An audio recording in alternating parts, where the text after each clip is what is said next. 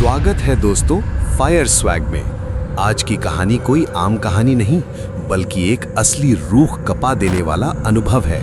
क्या आप तैयार हैं? अपनी रजाई कस लें, क्योंकि अब जो होने वाला है वो आपको सोने नहीं देगा।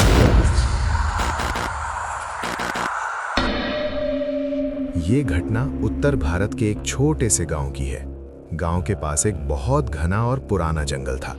उस जंगल के बारे में गांव के लोग कहते थे कि सूरज ढलने के बाद वहां कभी मत जाना।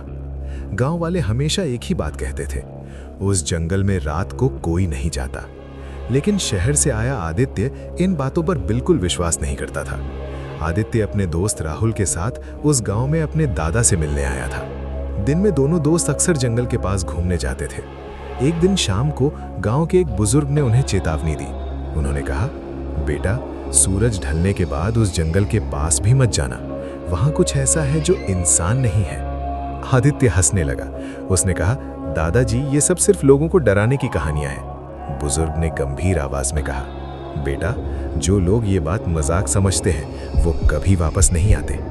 लेकिन आदित्य ने उनकी बात को नजरअंदाज कर दिया। उसी रात आदित्य ने राहुल से कहा, चल आज रात जंगल में चलते हैं, देखते हैं वहां ऐसा क्या है जिससे सब डरते हैं। राहुल पहले तो डर गया, लेकिन आदित्य ने उसे बहुत समझाया। आखिरकार दोनों रात 11 बजे टॉर्च लेकर जंगल की तरफ निकल पड़े। जंगल के पास पहुंचते ही उन्हें एक अजीब सा सन्नाटा महसूस हुआ, जैसे वहां कोई आवाज ही नहीं थी।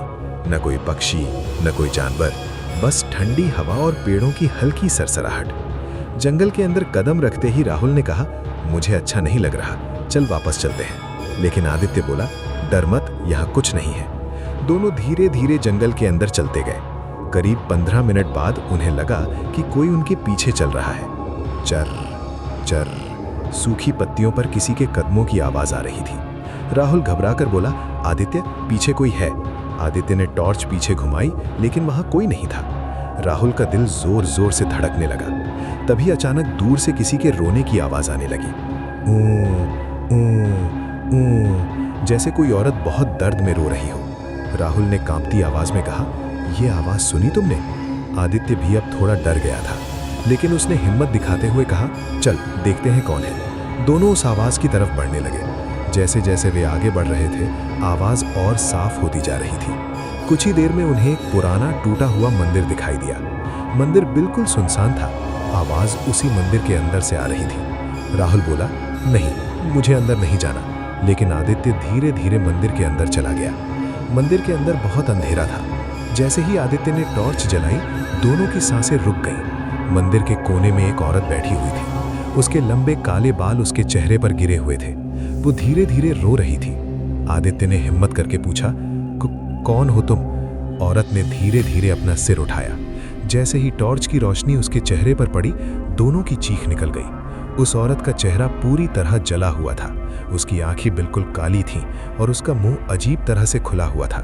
वो धीरे धीरे खड़ी हुई और बहुत ही डरावनी आवाज में बोली, तुम लोग यहाँ क्यों आए हो? राहुल डर के मारे चिल्लाया, भागो! दोनों तुरंत जंगल से बाहर भागने लगे, लेकिन उन्हें महसूस हुआ कि कोई चीज उनके पीछे बहुत तेजी से दौड़ रही है। धप धप धप, पेड़ों के बीच से किसी के दौड़ने की आवाज आ रही थी। राहुल रोते हुए बोला, वो हमारे पीछे हैं। तभी अचानक आदित्य गिर गया।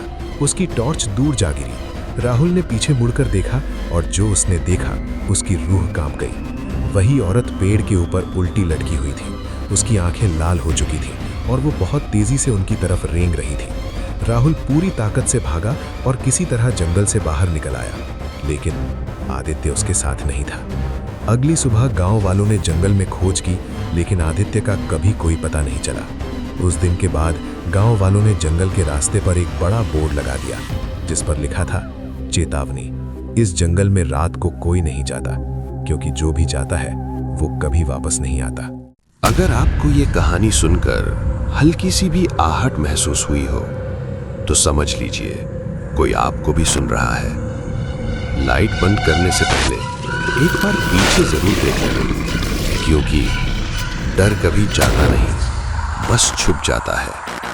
ये था फायर स्वैग, जहां कहानियां खत्म होती हैं लेकिन डर शुरू होता है। Good night. अगर सो पाओ तो।